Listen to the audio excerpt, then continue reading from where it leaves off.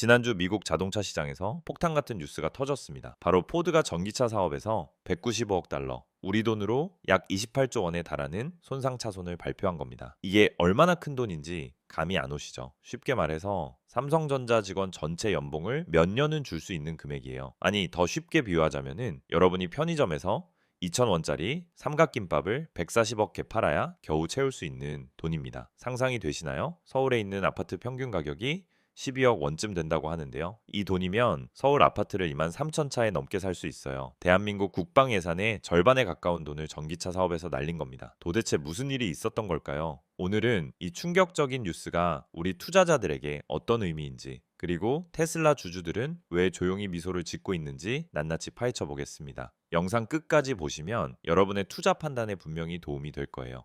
자, 그럼 본격적으로 이야기를 시작해 볼게요. 지난 12월 15일 월요일 포드는 정역적으로 전기차 전략 대수술을 발표했습니다. 이건 그냥 단순한 사업 조정이 아니었어요. 완전히 방향을 틀어버린 겁니다. 마치 결혼식 전날 신랑이 안 하겠다라고 도망가는 것만큼 충격적인 일이에요. 이 핵심이 뭐냐면요. 그동안 야심차게 준비했던 차세대 전기차 모델들을 거의 다 취소한다는 겁니다. 대표적으로 테네시 공장에서 생산하려던 대형 전기 픽업 트럭도 폐기됐고요. 이 테네시 공장은 원래 연간 50만 대의 전기 트럭을 찍어내겠다고 2023년에 야심차게 발표했던 곳이에요. 블루오벌시티라고 불렸죠. 그런데 지금은 뭐가 됐냐면 가솔린 트럭 공장으로 바뀝니다. 웃긴 거 아니에요. 전기차 공장으로 짓다가 다시 가솔린 차 공장으로 리모델링 하는 거예요. 건물 지을 때 원룸으로 설계했다가 갑자기 오피스텔로 바꾸는 것처럼 비효율적이죠. 이게 얼마나 비효율적인지 아시겠죠? 이미 투자한 돈은 다 날린 거예요. 그리고 F150 라이트닝, 이게 포드의 간판 전기 픽업 트럭이었는데요. 테슬라 사이버 트럭에 대한 포드의 대답이었어요. 사이버 트럭이 바퀴 달린 삼각형이라면 라이트닝은 전통적인 픽업 트럭 디자인에 전기 파워트레인을 넣은 거였죠. 그런데 이것도 순수 전기차 형태로는 더 이상 안 만든다고 합니다. 대신 가솔린 발전기가 달린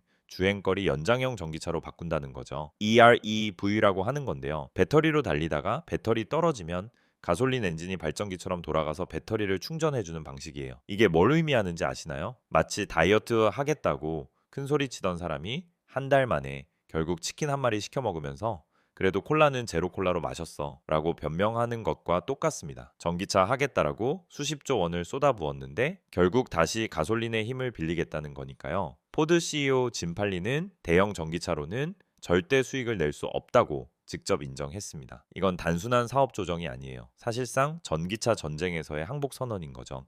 구체적인 숫자를 한번 볼까요? 숫자는 거짓말을 안 하니까요. 주식 투자할 때 가장 믿을 수 있는 거는 결국 숫자거든요. 이번 손상차손 195억 달러가 어떻게 구성됐는지 하나하나 뜯어보면요. 먼저 차세대 전기차 모델 취소 비용으로 85억 달러가 들어갔습니다. 테네시에서 만들려던 대형 전기 픽업 트럭이랑 상용 밴드를 다 취소하는 데 들어간 비용이에요. 공장 설비, 개발비, 인력, 교육비 이런 게 다 날아간 거죠. 그 다음 한국 SK온과의 배터리 합작법인 해체로 60억 달러입니다. SK온이랑 손잡고 배터리 만들려고 했는데 그것도 다 엎어진 거예요. SK온 입장에서도 당황스러웠을 겁니다. 파트너가 갑자기 안 하겠다라고 하니까요. 그리고 기타 프로그램 관련 비용으로 50억 달러가 추가됐습니다. 이 중에서 실제로 현금이 나가는 건 약 55억 달러 정도고 나머지는 회계상 손실 처리예요. 여기서 더 충격적인 건 뭐냐면요. 포드는 2023년 이후로만 전기차 사업에서 130억 달러 이상을 잃었습니다. 130억 달러면 우리 돈으로 19조 원이에요. 올해 처음 3분기 동안만 36억 달러 손실이고요. 모델 이 사업부가 매분기마다 10억 달러 이상씩 까먹고 있었던 거예요. 이게 얼마나 무서운 숫자냐면 여러분이 하루 종일 알바를 올해만 약 18% 상승했고요. 시가총액이 1조 6천억 달러, 우리 돈으로 2,300조 원이 넘습니다. 이게 삼성전자, 현대차, 기아, SK 하이닉스, LG 에너지 솔루션을 다 합쳐도 안 되는 금액이에요. 한쪽은 수십조 원을 날리고 한쪽은 주가가 신고가를 향해 달리고 있으니 이게 바로 전기차 전쟁의 명암인 거죠. 여러분은 어느 쪽에 서 계신가요?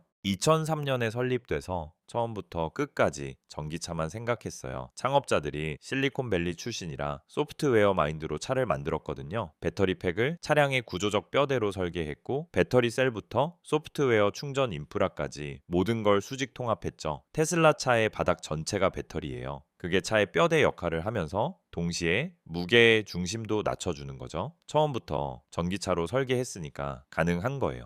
반면 포드는 어떻게 했냐면요. 100년 넘게 가솔린 차를 만들어 온 회사잖아요. 헨리 포드가 모델 T를 만든 게 1908년이에요. 117년 동안 가솔린 차만 만들어 온 거죠. 그런 회사가 기존의 가솔린 차량용으로 설계된 플랫폼에다가 배터리와 전기 모터를 얹어서 팔려고 했습니다. 이제 원래 엔진 들어갈 자리에 배터리 넣고 변속기 있던 자리에 모터 넣고 그렇게 한 거예요. 이건 뭐랑 비슷하냐면요. 마치 치킨집을 하던 사람이 갑자기 피자도 팔겠다고 하면서 기존 튀김기에 피자 반죽을 넣는 것과 같습니다. 될 리가 없잖아요. 처음부터 피자 화덕을 갖추고 도우도 직접 만들고 토핑 소스까지 다 개발한 피자집과 경쟁이 안 되는 거죠. 포드의 공급망은 전기차에 최적화되지 않았고 제조 공정도 비효율적이었습니다. 부품 업체들도 전부 내연기관 위주였으니까요. 그리고 결정적으로 전기차를 팔고 싶지 않은 딜러 네트워크를 통해 판매를 해야 했어요. 왜 딜러들이 전기차를 싫어하냐고요? 전기차는 부품이 적어서 정비할 게 없거든요. 엔진 오일 안 갈아도 되고 변속기 오일도 없고 브레이크 패드도 회생 제동 때문에 덜 달아요. 정비 수익이 사라지니까 딜러들이 적극적으로 팔 이유가 없는 거예요. 오히려 전기차 팔면 손해라고 생각하는 거죠. 당연히 마진이 엉망이 될 수밖에 없었던 겁니다. 포드가 이번에 선택한 건 하이브리드와 주행거리 연장형 전기차로의 회귀입니다. 짐팔리 CEO는 하이브리드로 돌아가면 훨씬 확실성이 있다라고 말했어요. 투자자들한테는 우리 이제 수익 낼 수 있어요 라고 안심시키는 발언이죠. 주가도 발표 후에 오히려 올랐어요. 13달러 근처에서 움직이고 있거든요. 하지만 잠깐만요. 잘못된 방향으로 확실하게 가는 게 과연 좋은 걸까요? 빨리 달리는 것보다 방향이 더 중요한 거 아닌가요? 마라톤에서 반대 방향으로 전력 질주하면 무슨 소용이에요? 하이브리드는 당장 3년에서 5년은 먹힐 수 있습니다. 미국에서 전기차 보조금이 줄어들었고 충전 인프라가 아직 부족한 지역도 많으니까요. 트럼프 행정부가 전기차 지원을 축소하면서 수요가 줄었거든요. 11월 포드 전기차 판매량이 전년 대비 61%나 급감했어요. 4,247 대밖에 못 팔았습니다. 이런 상황에서 하이브리드로 돌아가는 게 단기적으로는 합리적인 선택처럼 보여요. 하지만 장기적으로 보면 하이브리드는 막다른 길이에요. 왜냐고요? 하이브리드는 두 개의 파워트레인을 동시에 유지해야 합니다. 내연기관의 복잡성에 전기 모터와 배터리 팩까지 더해지는 거죠. 엔진도 관리해야 하고 모터도 관리해야 하고 배터리도 관리해야 해요. 부품수가 더 많아지니까 고장날 확률도 높아지고요. 이건 마치 연애할 때 두 명한테 동시에 잘 보이려고 하는 것과 같아요. 제 양다리 걸치다가 결국 둘 다 놓치게 되는 겁니다. 여러분도 아마 그런 경험 있으시거나 주변에서 보셨을 거예요. 결국 한쪽도 제대로 못 잡는 거죠. 더 중요한 건 자율주행 시대에 대한 준비입니다. 로보택시 함대를 하이브리드로 운영할 수 있을까요? 절대 불가능합니다. 유지보수 비용이 너무 높아요. 엔진 오일도 갈아야 하고 필터도 교체해야 하고 부품도 많으니까 고장도 더 자주 나고요. 로보택시는 하루에 20시간 넘게 굴러가야 하는데 그렇게 혹사시키면 하이브리드는 금방 고장나요. 신뢰성도 부족하고 무엇보다 차량을 바퀴 달린 컴퓨터로 처음부터 설계해야만 가능한 소프트웨어 통합이 안 됩니다. 하이브리드로는 자율주행 시대에 발도 들여놓지 못하는 거예요. 자, 그럼 테슬라는 지금 어디까지 왔을까요, 여러분? 혹시 최근 텍사스 오스틴에서 무인 테슬라가 돌아다니는 영상 보셨어요? 진짜 운전석에 아무도 없는데 차가 혼자 움직이는 거예요. 핸들이 저절로 돌아가고요. 공상과학 영화 아닙니다. 지금 현실에서 일어나고 있는 일이에요. 지난 12월 14일 주말에 오스틴에서 무인 테슬라가 목격됐어요. 운전석도 비어있고 조수석도 비어있는 모델 Y가 혼자서 도로를 달리는 거예요. 핸들이 저절로 돌아가고 브레이크도 알아서 밟고 신호도 보고 차선도 바꾸고요. SNS에 영상이 올라오니까 일론 머스크가 X의 차 안에 아무도 없이 테스트 진행 중이라고 직접 확인했습니다. 테슬라 AI 소프트웨어 부사장 아쇼크 엘루스와미도 드디어 시작이다라고 올렸고요. 테슬라 로보택시 서비스는 올해 6월 22일에 오스틴에서 처음 시작했어요. 처음에는 조수석에 안전감독관이 타고 있었거든요. 뭔가 잘못되면 바로 개입할 수 있게요. 그러다가 9월부터는 운전석으로 자리를 옮겼고 이제는 아예 사람 없이 테스트하는 거예요. 현재 오스틴에서 운영 중인 로보택시는 약 30대에서 60대 정도고요. 위키피디아에 따르면 12월 기준 약 135대의 로보택시가 서비스 중이라고 해요. 테슬라는 연말까지 플릿을 더 늘릴 계획입니다. 또한 최근 애리조나에서 라이드 헤일링 서비스 허가를 받았고 샌프란시스코 베이 에어리어에서도 서비스를 운영 중이에요. 네바다와 피닉스로도 확장하고 있고요. 머스크는 올해 안에 미국 인구 절반이 사는 지역에서 로보택시 서비스를 하겠다라고 했었는데 그건 좀 과장이었어요. 실제로는 몇 개 도시에서만 운영 중이거든요. 하지만 중요한 건 실제로 진전이 있다는 거예요. 물론 아직 갈 길이 멉니다. 웨이모가 미국 전역에서 2,500대 이상의 로보택시를 운영하고 있는 것과 비교하면 규모 면에서는 아직 뒤처져 있어요. 웨이모는 LA, 피닉스, 샌프란시스코에서 24시간 서비스를 하고 있거든요. 오스틴에서만 200대 정도 운영하고 있어서 테슬라보다 3배에서 4배 많아요. 하지만 중요한 건 뭐냐면요. 테슬라가 실제로 자율주행 기술을 상용화 단계로 끌어올리고 있다는 겁니다. 포드가 100기를 들고 가솔린으로 돌아갈 때 테슬라는 미래를 향해 한 걸음씩 전진하고 있는 거죠. 이 차이가 5년 후, 10년 후에 어떤 결과로 나타날지 상상이 되시나요? 여러분 한번 상상해 보세요. 앞으로 5년에서 7년 후 자율주행 택시가 일상이 되면 어떤 일이 벌어질까요? 지금 우리가 카카오 택시 부르듯이 로봇 택시를 부르는 거예요. 근데 사람이 운전하는 게 아니라 AI가 운전해요. 더 싸고 더 안전하고 24시간 언제든 이용 가능하고요. 새벽 3시에 택시 잡기 힘들었던 경험 있으시죠? 로봇 택시는 그런 거 없어요. 항상 대기하고 있으니까요. 그러면 차를 소유한다는 개념 자체가 바뀝니다. 지금 여러분 차 있으시면요. 하루에 몇 시간이나 운전하세요? 출퇴근 1시간, 2시간, 주말에 나들이 갈 때 1시간 길어야 하루에 2-3시간이에요. 나머지 21시간에서 23시간은 주차장이나 집 앞에 세워두고 가치가 떨어지는 거예요. 감가상각이 되는 거죠. 새 차 사서 2년 타면 가격이 반토막 나잖아요. 그런데 마일당 비용이 절반도 안 되는 로보택시를 부르면 되는데 왜 굳이 내 돈 내고 차를 사야 할까요? 차를 소유하는 이유는 딱 2가지만 남게 됩니다. 로보택시 네트워크가 닿지 않는 시골에 사는 경우가 첫 번째예요. 아무리 로보택시가 많아져도 인구 밀도가 낮은 지역까지 커버하기는 어려우니까요. 강원도 산골에 로보택시가 올까요? 당분간은 어렵겠죠. 두 번째는 정말 운전 자체를 좋아해서 취미로 차를 갖고 싶은 경우죠. 마치 지금도 말 타기를 좋아하는 사람들이 승마장에서 취미로 말을 타는 것처럼요. 100년 전에는 말이 교통수단이었는데 이제는 취미잖아요. 자동차도 그렇게 될 수 있어요. 교통수단이 아니라 취미가 되는 거예요. 대도시에서 대중교통 대신 로보택시를 이용하는 게 당연해지면은 승리하는 기업은 자율주행 전기차 함대를 가진 회사입니다. 바로 테슬라 같은 회사요. 머스크는 로보택시가 수조 달러 규모의 기회라고 말해요. 포드는 방금 이 경쟁에서 빠지겠다고 선언한 겁니다. 자율주행으로 가는 명확한 경로가 없어요. 하이브리드 F150에 자율주행을 끼워 넣을 수는 없거든요. 센서 컴퓨팅, 파워 소프트웨어, 스택 차량, 아키텍처 이 모든 게 함께 설계되어야 하는데 포드는 그럴 역량도 의지도 없는 겁니다. 포드가 넘어지면 다음은 누구일까요? 이건 도미노의 시작일 뿐입니다. GM도 전기차에서 수십억 달러를 잃고 있어요. GM의 전기차 브랜드 얼티엄 기억하시나요? 큰 소리 쳤는데 실적은 처참합니다. 볼트 EV 단종시켰다가 다시 만든다고 했다가 헷갈리죠. 스텔란티스는 아예 제대로 시도도 안 하고 있고요. 유럽 자동차 제조사들도 무너지고 있습니다. 폭스바겐, BMW, 벤츠 전부 전기차 전환에서 어려움을 겪고 있어요. 폭스바겐은 독일 공장 폐쇄 얘기까지 나오고 있거든요. 그나마 기능적인 전기차 전략을 가진 레거시 회사는 현대기아 정도인데요. 우리나라 회사라서 좀 뿌듯하긴 한데 솔직히 말씀드리면은 그들도 대부분의 전기차 라인업에서 수익을 못 내고 있어요. 아이오닉 5, 6 잘 팔리긴 하는데 마진이 가솔린 차보다 다 낮거든요. EV9도 나왔는데 가격이 비싸서 대중화되기는 아직 멀었고요. 결국 레거시 자동차 업계 전체가 전기차는 너무 어렵고 너무 비싸고 투자할 가치가 없다고 결론 내린 겁니다. 100년 넘게 쌓아온 내연기관 노하우로는 전기차 시대에 적응이 안 되는 거예요. 마치 피처폰 잘 만들던 노키아가 스마트폰 시대에 적응 못하고 무너진 것과 비슷해요. 노키아도 한때는 세계 최대 휴대폰 회사였거든요. 그들은 가솔린 차 사업을 최대한 오래 짜먹고 하이브리드로 타협하면서 가솔린 차량 수요가 충분히 오래 버텨주길 바라고 있어요. 이게 레거시 자동차 업계의 현실입니다. 이 전략이 3년에서 5년은 먹힐 수 있어요. 하지만 10년은 절대 안 됩니다. 확실히 안 돼요. 자율주행이 확산되고 로보택시가 도처에 깔리면은 소비자 행동은 정말 빠르게 바뀔 겁니다. 스마트폰 나왔을 때 생각해 보세요. 2007년에 아이폰 나왔는데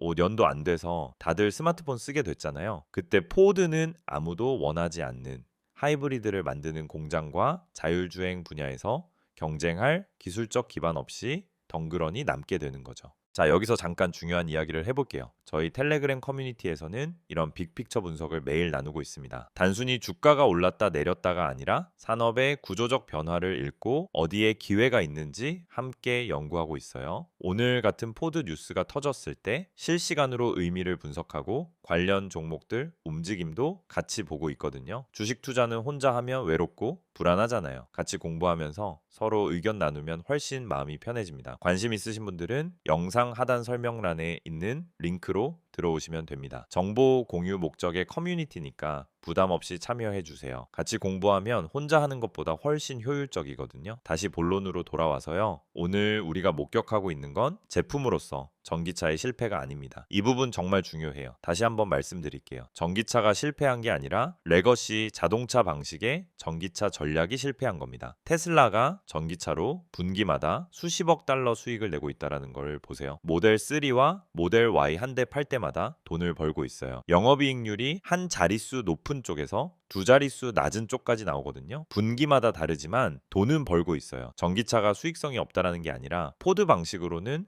수익성이 없는 겁니다. 이 차이를 이해하셔야 투자 판단을 제대로 하실 수 있어요.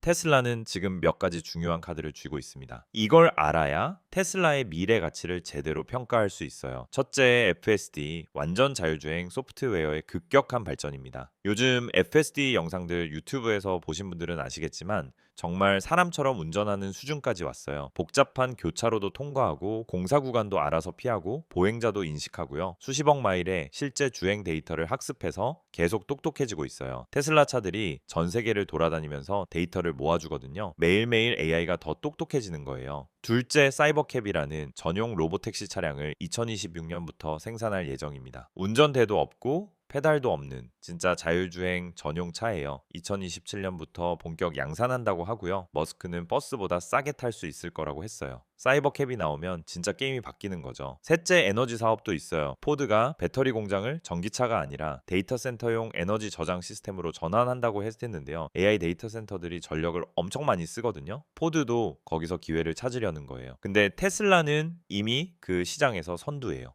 메가팩이라는 대용량 배터리로 전력망 저장 사업을 하고 있거든요. 포드가 이제 들어가려는 시장에서 테슬라는 이미 자리를 잡은 거죠. 넷째, 오프티머스 휴머노이드 로봇까지 개발 중이죠. 공장에서 일하는 로봇이에요. 이게 성공하면 제조업 전체가 바뀌는 거예요. 인건비가 확 줄어들 수 있거든요. 포드가 2027년에 3만 달러짜리 소형 전기 픽업 트럭을 내놓겠다라고 하는데요. 캘리포니아 스컹크웍스 팀이 개발 중이래요. 그때쯤이면 테슬라는 이미 로보택시 네트워크를 수십 개 도시에서 운영하고 있을 겁니다. 이건 마라톤에서 상대방이 반환점을 돌 때 나는 이제 출발선에 섰다라고 말하는 것과 같아요. 경쟁이 안 되는 거죠. 테슬라의 자율주행 기술 격차는 연 단위로 측정됩니다. 수십억 마일의 실제 주행 데이터를 가지고 있고 텍사스 기가팩토리에서 수만 개의 GPU로 AI를 훈련시키고 있어요. 올해 2분기 기술 업데이트에서 GPU 수만 대를 추가했다고 했거든요. 포드가 아르고 AI에 30억 달러를 투자하고 접은 것과는 차원이 다른 규모입니다. 여기서 빠뜨릴 수 없는 게 중국 전기차 업체들입니다. 이 부분도 투자자로서 알아두셔야 해요. BYD를 필두로 한 중국 업체들은 전기차를 정말 싸게 만들 수 있어요. BYD C라는 차가 있는데 테슬라 모델 3랑 비슷한 스펙인데 가격이 더 싸요. 중국 내수 시장에서는 BYD가 테슬라보다 더 많이 팔리거든요. 만약 미국 시장에 본격적으로 진입하게 되면 포드의 하이브리드 전략은 더 큰 위기에 빠집니다. 왜냐고요? 중국 업체들이 하이브리드도 더 싸게 만들 수 있거든요. 배터리 원가가 낮으니까요. 중국이 배터리 원자재부터 셀 제조까지 공급망을 다 장악하고 있어서 원가 경쟁력이 압도적이에요. 포드가 하이브리드로 돌아가서 마진을 지키겠다라고 하는데 과연 중국산 하이브리드와 가격 경쟁이 가능할까요? 이건 마치 동네 치킨집이 교촌이나 BBQ 같은 대형 프랜차이즈랑 가격으로 싸우겠다라는 것과 비슷합니다. 규모의 경제에서 밀리면 답이 없어요. 중국은 내수 시장만 해도 어마어마하니까 규모로 이길 수가 없는 거예요. 미국이 관세로 막고 있어서 지금은 중국차가 안 들어오지만 언제까지 막을 수 있을지는 모르는 거잖아요. 반면 테슬라는 자율주행이라는 중국 업체들도 쉽게 따라올 수 없는 기술적 해자를 만들어가고 있습니다. 하드웨어는 따라잡을 수 있어도 수십억 마일의 주행 데이터와 그걸 학습한 AI는 하루아침에 복제할 수 없거든요. 데이터가 쌓일수록 AI가 더 똑똑해지고 AI가 똑똑해질수록 더 많은 사람이 쓰고 더 많은 데이터가 쌓이는 선순환이에요. 이걸 따라잡으려면 시간이 몇 년은 걸려요. 중국 업체들이 가격으로는 이길 수 있어도 자율주행으로는 쉽게 못 따라온다는 얘기입니다.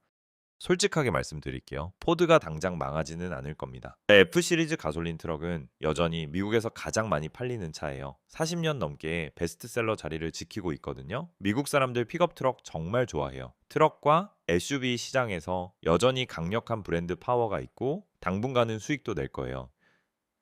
실제로 이번 발표와 함께 포드는 2025년 조정 영업이익 전망을 약 70억 달러로 상향했거든요. 전에는 60억에서 65억 달러라고 했었는데 올린 거예요. 전기차 손실을 줄이니까 당일 수익은 오히려 좋아지는 거죠. 월가에서도 그래서 주가가 떨어지지 않은 거예요. 하지만 이건 천천히 무관함으로 물러나는 겁니다. 극적인 붕괴도 아니고 파산도 아니에요. 그냥 운전을 좋아하는 사람들을 위해 트럭과 SUV를 계속 만들면서 조용히 시장 점유율이 줄어드는 거죠. 교통의 미래에서는 이미 탈락한 거예요. 로보택시 네트워크도 없고 자율주행 기술도 없고 소프트웨어 역량도 없으니까요. 일자리도 줄어들 거예요. 장기적으로 보면 슬픈 이야기입니다. 이건 포드만의 이야기가 아닙니다. GM도 스텔란티스도 대부분의 유럽 자동차 업체들도 같은 길을 가고 있어요. 현재를 위해 최적화하고 미래는 미루고 있는 거죠. 아마 규제가 자신들을 살려줄 거라고 기대하는 걸 수도 있어요. 정부가 전기차 규제를 늦춰주거나 자율주행 규제를 강화해주면 시간을 벌 수 있으니까요. 하지만